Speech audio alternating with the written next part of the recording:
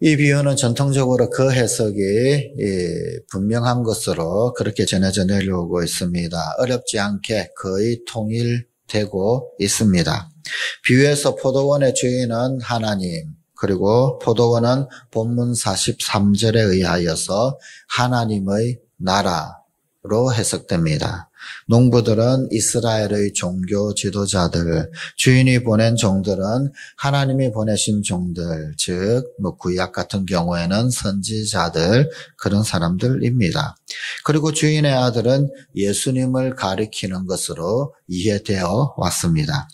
그러므로 이 비유의 핵심은 이스라엘의 종교 지도자들이 하나님의 나라를 위임을 받았습니다. 포도원을 잘 관리하라고 부탁을 받았습니다. 그럼에도 불구하고 주인의 명을 거역을 하고 예언자들 그리고 예수님을 박해하였기에 결국은 그 나라를 빼앗기게 된다라고 하는 것입니다.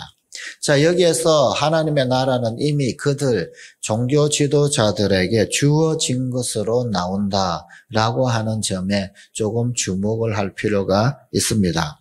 농부들은 이미 포도원 안에 있습니다. 그래서 그 포도원의 농사를 농부들이 다 짓고 있습니다.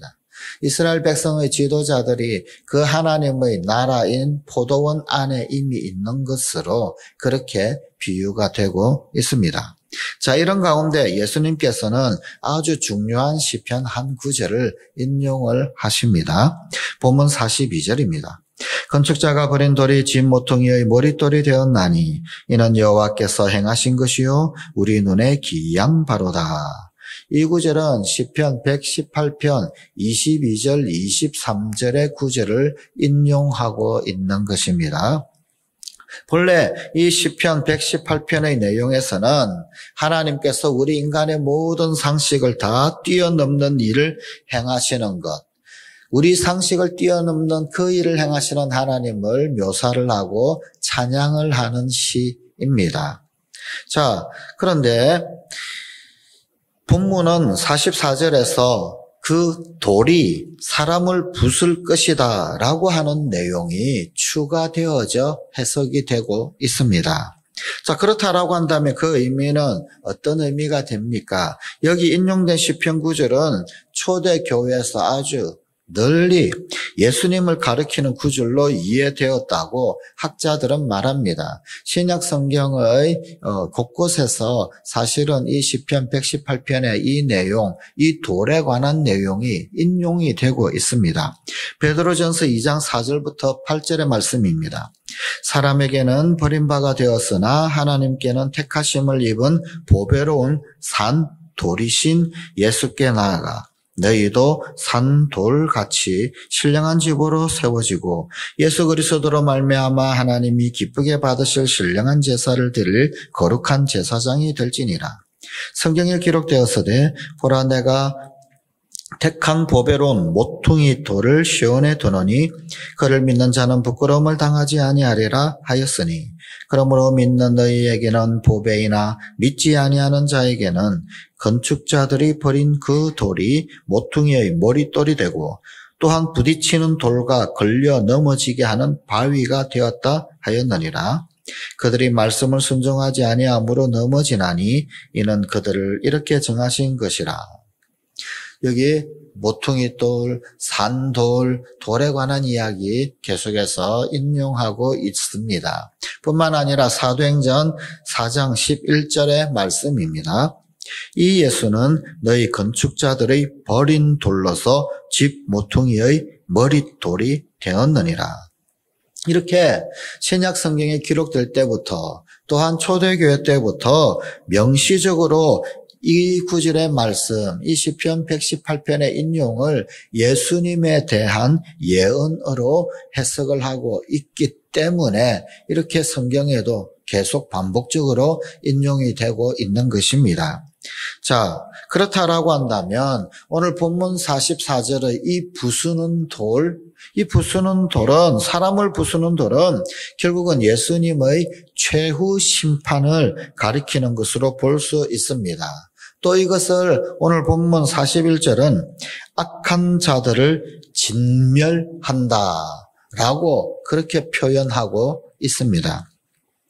대제사장들과 바리새인들, 그들은 이런 예수님의 비유를 듣고는 지금 예수님이 무슨 이야기를 하시는지 곧바로 알아채었습니다. 이해를 했습니다. 본문 45절입니다. 대제사장들과 바리새인들이 예수의 비유를 듣고 자기들을 가리켜 말씀하심인 줄을 알고 알아들었다는 이야기입니다. 자, 하지만 그들은 회개하기는커녕 예수를 잡으려고 했습니다. 다만 백성들이 무서워서, 무리들이 두려워서 그 현장에서 예수님을 체포하지는 못했습니다. 본문 46절입니다. 잡고자 하나 무리를 무서워하니 이는 그들이 예수를 선지자로 암이었더라. 여기에서 어저께 본 하나님의 말씀, 백성들의 눈치를 살피고 무리들을 두려워하고 그들에게 인기, 그런 부분들에 신경을 썼던 그들의 모습, 똑같은 모습이 또 반복되고 있는 것을 볼 수 있습니다. 똑같이 마찬가지로 백성의 인정에 목을 매는 외식하는 자들의 모습이 여기에도 고스란히 드러나고 있습니다. 로마서 11장 20절 21절의 말씀입니다. 옳도다 그들은 믿지 아니함으로 꺾이고 너는 믿음으로 섰느니라. 높은 마음을 품지 말고 도리어 두려워하라. 하나님이 원가지들도 아끼지 아니하셨은즉 너도 아끼지 아니하시리라. 오늘 본문의 이 비유에서 그 종교 지도자들, 곧 농부는 이미 포도원에 있었습니다. 하지만 그들은 이제 하나님의 나라를 빼앗긴 자들이 되고 말았습니다. 즉 이제는 어떤 패러다임의 전환이 일어났습니다. 이제는 아브라함의 자손이건 그리스도이건 하나님의 나라에 자동으로 들어가는 보장 같은 것은 없다라는 겁니다. 그냥 백성의 지도자니까 대제사장이니까 바리새인이니까 그러니까 자동으로 그렇게 포도원에 들어가고 하나님 나라에 들어가는 것 없다. 그러면 어떻게 됩니까? 열매를 맺느냐 그렇지 않느냐. 열매 맺는지의 여부가 중요하다라는 것입니다. 본문 43절입니다. 그러므로 내가 너희에게 이르노니 하나님의 나라를 너희는 빼앗기고 그 나라의 열매 맺는 백성이 받으리라. 이스라엘의 종교 지도자들은 열매를 맺지 못했기에 하나님의 나라를 빼앗겼습니다. 그리고 예수님께서 그 사실을 지적하시자 돌이키기는커녕 도리어 예수님을 잡으려 했습니다. 그들의 교만과 외식이 그들의 눈을 가려버린 것입니다. 자, 그렇다라고 한다면 나는 어떠합니까? 올바로 서 있는지 우리 자신을 되돌아보십시다. 내게는 하나님께서 기뻐하시는 열매가 맺히고 있습니까? 나는 하나님의 음성에 귀 기울이고 있습니까? 기도하십시다.